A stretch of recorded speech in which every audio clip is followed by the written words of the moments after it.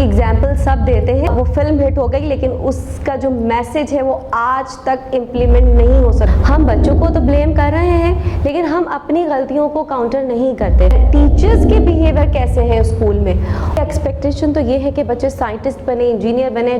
बच्चों की कंप्लेंट्स तो बहुत हो गई, असल बिहेवियर तो हमारे ख़राब है, सोसाइटी की ख़राब। हमारे पास वो मेथड्स नहीं है, हम वो सर्कमस्टेंसेस उनको नहीं दे। हमें टीचिंग के नए मेथड्स को एक्सेप्ट करना ही होगा। अस्सलाम वालेकुम, दिस इज़ सना शुएब और इन सब सवालों को काउंटर करने जा रहे हैं हम और इनके सॉल्यूशंस फाइंड आउट करेंगे। और इसके लिए आज मेरे साथ मौजूद हैं Sharmeen Saad. She is working in MNT and New Century Education. She is very passionate about early childhood education. First of all, thank you so much for joining. हम यहीं से स्टार्ट करते हैं शर्मीन कि हमारे जो पेरेंट्स को जो एक्चुअली प्रॉब्लम है ना, बच्चे स्कूल में एडजस्ट नहीं हो रहे। स्कूल ब्लेम करता हुआ नज़र आता है बच्चों को, पेरेंट्स ब्लेम करते हुए नज़र आते हैं स्कूल को। एक्चुअली प्रॉब्लम है किधर ना? Actually there is not a single problem जो मैं आपसे डिस्कस कर सकूँ। There are so many reasons that why children are struggling like academically and socially. जो बेसिकली बच्चों के they are experiencing bullying, they are having workload. कुछ बच्चे एक्स्ट्राऑर्डिनरी इंटेलिजेंट होते हैं जिसकी वजह से वो जिनको वर्कलोड बेसिकली उनको वर्कलोड नहीं लगता, वो बोरिंग की तरफ चले जाते हैं। May be they are not getting the right support. Some are facing mental issues जो कि basically ना तो पेरेंट्स एक्सेप्ट कर पाते हैं और ना टीचर्स इसको। एक्चुअली हर बच्चा अपने अलग स्केल पे काम कर रहा है ना, और हर बच्चे के लिए अलग इन्वायरमेंट और मेथड्स पे मैं काम कर रहा हूँ। हर बच्चे की अपनी इंडिविजुअलाइज्ड पर्सनालिटी है, उनकी अपनी पर्सनालिटी है। तो बेसिकली हमने एक पुरानी जो हमारी ओल्ड टेक्नोलॉजी है कि बच्चे को बस मेमोराइज करवाया, उस पर एनालिसिस और इवैल्यूएशन की। But now that things are change, अब हमारी न्यू टेक्नोलॉजीज आ गई हैं कि बच्चों को भी बेसिकली हमें लीडरशिप क्वालिटीज़ की तरफ प्रमोट करना चाहिए, एंटरप्रेन्योर्स बनाना चाहिए। लाइक बेसिकली हमें अब जो न्यू टेक्नोलॉजी है, we should provide first creation.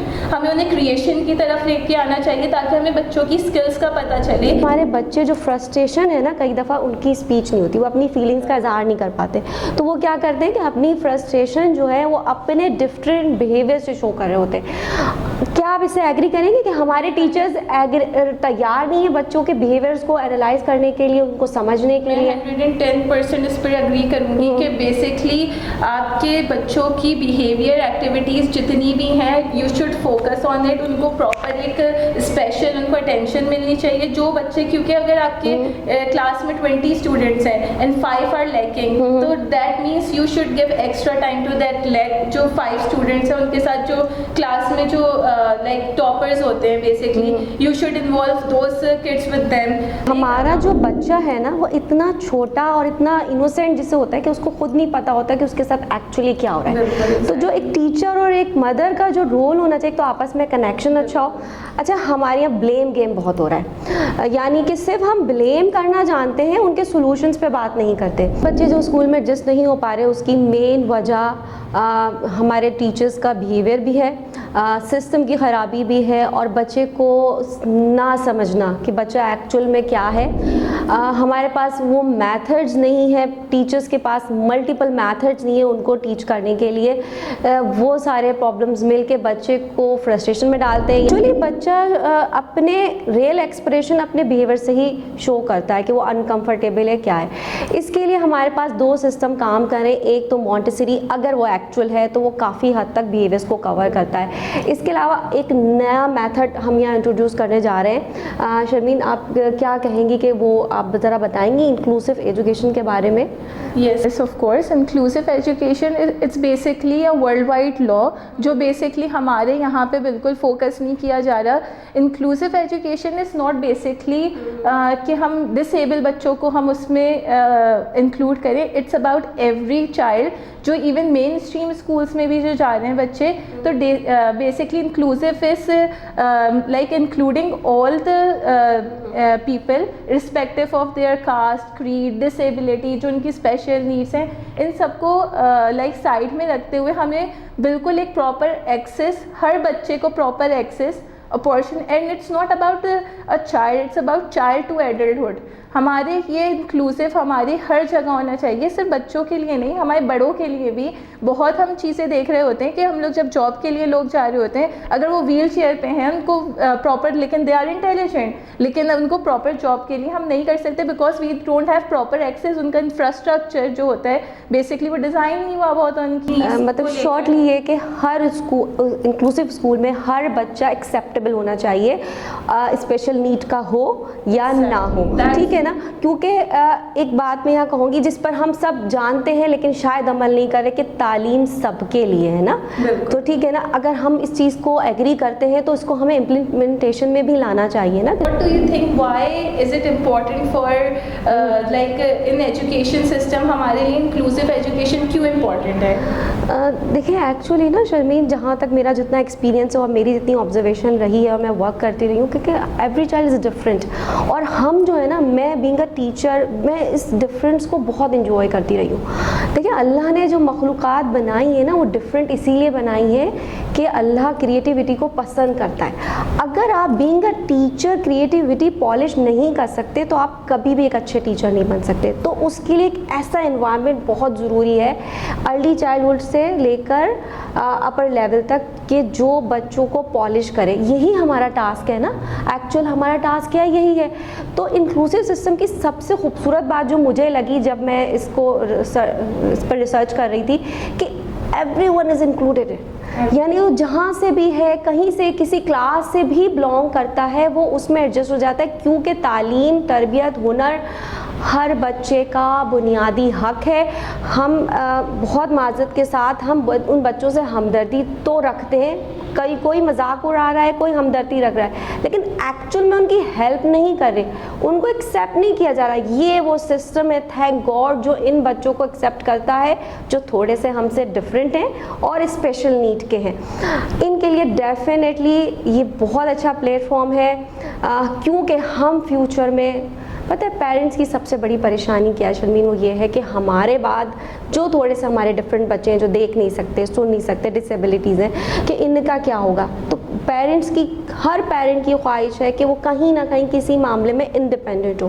तो ये वो सिस्टम है जो इनको पॉलिश कर रहा है। यू आर सो करेक्ट कि आप, हमें इम्पोर्टेंस नहीं मिलती सब, लेकिन मैं कुछ एक बात ऐसी भी बोलना चाहती हूँ कि हम इन बच्चों की स्किल्स पे अगर हम काम करें ना, वोकेशनल, क्योंकि कुछ बच्चे होते हैं जिनकी स्किल्स होती हैं वो स्पेशल नीड्स के होते हैं, लेकिन दे वांट कि उनका कुकिंग में ज़्यादा होता है, किसी का थ्रेडिंग का वर्क करने में ज़्यादा होता है। लाइक ये चीज़ें हम उनके अगर स्किल्स पे भी डेवलप करें ना, they can be independent entrepreneurs basically, वो लीडरशिप क्वालिटी की तरफ जा सकते हैं। यहाँ पे बेसिकली हमारी एक्सेप्टेंस का बहुत बड़ा एक बैरियर है जो हमें इंक्लूसिव। अच्छा, बहुत सारे इदारे ऐसे हैं शर्मीन, सॉरी, जो कि बच्चों को स्किल तो सिखा रहे हैं, ठीक है, लेकिन उनको वो एजुकेट, असल में इंक्लूसिव सिस्टम का जो मेन पॉइंट है ना, वो राइट्स दे रहा है बच्चों को कि आप हमारे बराबर हैं, हमारे साथ बैठें, हमारे साथ काम करें, हमारे साथ पढ़ें। ये जो देखें, बहुत सारे ऐसे इदारे हैं जो स्पेशल बच्चों को ट्रेन कर रहे हैं, उनको बेहतर कर रहे हैं, लेकिन स्पेशल नीड से मुराद यहाँ हरगिज़ ये नहीं है, पहले मैं क्लियर कर दूँ, कि उसमें नॉर्मल बच्चे ना हो, नहीं हो। नॉर्मल बच्चों में, जैसे कि मेरे पास बहुत प्रॉब्लम आती है रीडिंग से रिलेटेड, राइटिंग से रिलेटेड, आपको पता है कि बच्चे जिनको हम क्या कहते हैं, डफर करके पीछे बैठा देते हैं और हम उनको पॉलिश नहीं करते। हम समझ तो गए कि सिस्टम बड़ा ही ज़बरदस्त है, लेकिन इसकी इम्प्लीमेंटेशन नहीं हो पा रही ना। तो क्या चैलेंजेस हैं जो हम फेस कर रहे हैं इसको इम्प्लीमेंट करने में? एक्चुअली मुझे सबसे बड़ा, खैर मैं सबसे पहले पेरेंट्स को और स्कूल्स को दोनों को बोलूँगी कि लाइक पेरेंट्स भी विलिंगली अपने बच्चों को जो स्पेशल नीड के हैं, देखें इसमें स्टेजेस होती है, एक माइल्ड होती है, एक सिवियर। जो mild actually they can go and they can learn with the normal main stream schools जो होते हैं बेसिकली। तो हम ये, और इसके साथ साथ स्कूल्स में इंफ्रास्ट्रक्चर हमारा ऐसा होना चाहिए कि जो डिसेबल बच्चे, जो स्पेशल नीड के बच्चे आ रहे हैं, उनके लिए इजीली एक्सेसिबल हो, and even teachers should be train, और इवन उनके लिए प्रॉपर ट्रांसपोर्टेशन भी होनी चाहिए कि जो पेरेंट्स बच्चों को अपने कन्वेंस नहीं दे पा रहे हैं तो उनके लिए प्रॉपर ट्रांसपोर्टेशन भी हमें अप्लाई करनी चाहिए। हमने इस चीज़ को समझ लिया है, हमारी सोसाइटी में इस चीज़ की कितनी एक्सेप्टेंस है।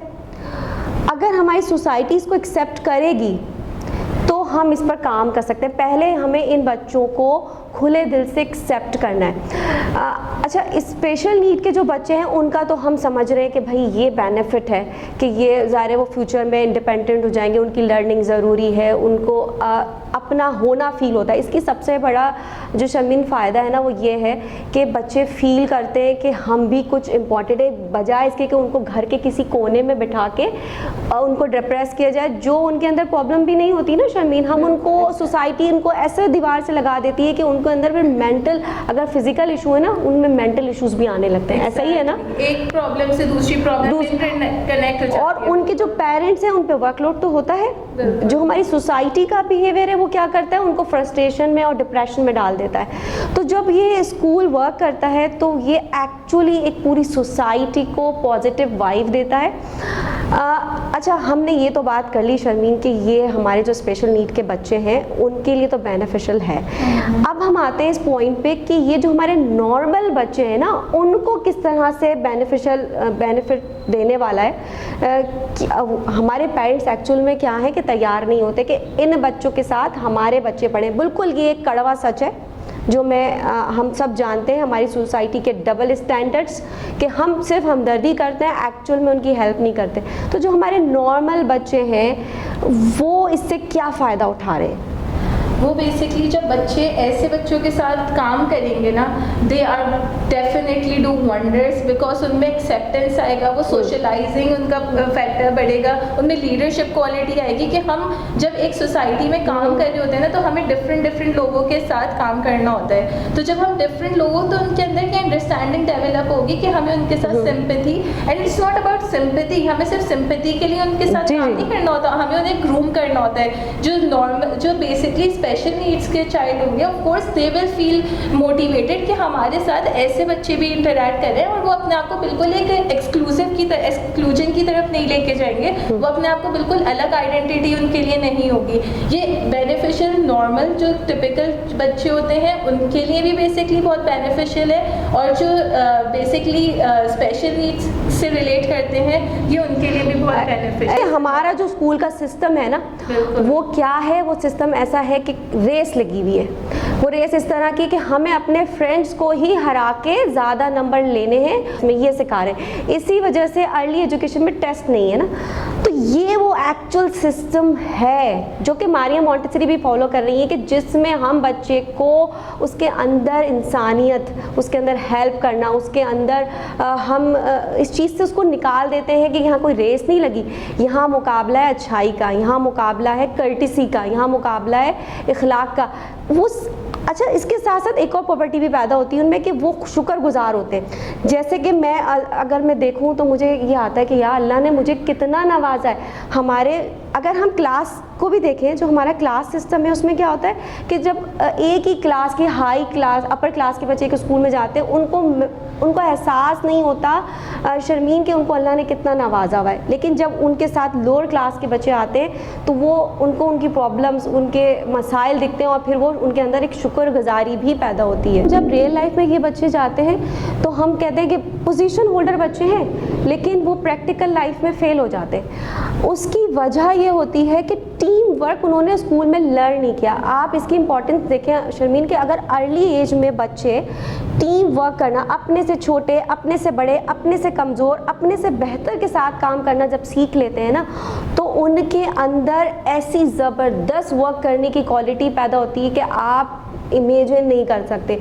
इसी वजह से इंटरनेशनली इस सिस्टम को बहुत ज़्यादा प्रमोट किया जा रहा है। इसके बेनिफिट्स को देखते हुए हम समझते हैं कि हम बंद खोल में रहते हुए हम तरक्की कर लेंगे या हम अपनी एजुकेशन को बेहतर कर लेंगे, ऐसा नहीं हो सकता। मैं बिल्कुल आपकी बात को सेकंड करूंगी। और टीम वर्क बेसिकली वही लीडरशिप क्वालिटी पे बात आ जाती है कि आप बच्चों के अंदर जब तक टीम वर्क के साथ काम नहीं करेंगे, बच्चे ऑफ कोर्स इस चीज़ को अंडरस्टैंड ही नहीं करेंगे। बच्चों में ईगो प्रॉब्लम आना शुरू हो जाता है। हम जब छोटे थे हमें तो रिक्शे टैक्सी का, अब तो बच्चे आते हैं, मेरे बच्चे आके क्वेश्चन करते हैं मम्मा आज प्लीज़ गाड़ी में आएगा, ये वाली नहीं ये वाली गाड़ी में आएगा, कि लिटरली बच्चों में ईगो प्रॉब्लम आने लग जाता है। अमीन, मैं इसको थोड़ा सा समरअप करती हूँ कि एक्चुअली क्या है कि हम सब बातें कर रहे हैं, यहाँ हमने बात की आज सोल्यूशन की, लेकिन सबसे बड़ा माइंडसेट जो है ना पेरेंट्स का भी है कि हम उस चेंजेस की तारीफ़ करते हैं, सुनते हैं, लेकिन उसको एक्सेप्ट नहीं करते।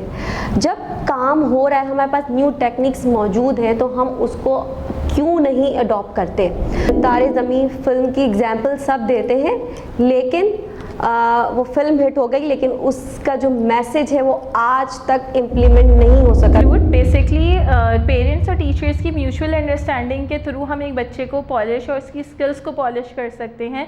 और कंप्लेनिंग एटीट्यूड, मेरा ख़्याल है हमें कंप्लेनिंग एटीट्यूड थोड़ा रिलक्टेंट वे में करना चाहिए, क्योंकि अगर हम उसी पेरेंट टीचर मीटिंग में कंप्लेंट्स की जगह अगर हम उन्हें सजेशंस देना शुरू कर दें कि how they can improve their child, उनकी जो लैकिंग है, उनकी डेफिशिएंसीज हैं, हम उनको किस तरह इम्प्रूव कर सकते हैं, तो I think it would be beneficial for the parents as well, for the teachers as well. गुजरा नहीं है, हम अभी भी अपने बच्चों को डॉक्टर, इंजीनियर और क्रिएटिव बना सकते हैं। इसके लिए हमें अडॉप्ट करने पड़ेंगे नए सिस्टम। इस सिस्टम के बारे में सोचें, इसको एक्सेप्ट करें, इन बच्चों को एक्सेप्ट करें। हर बच्चा हमारा बच्चा है, हर बच्चा पाकिस्तान का बच्चा है।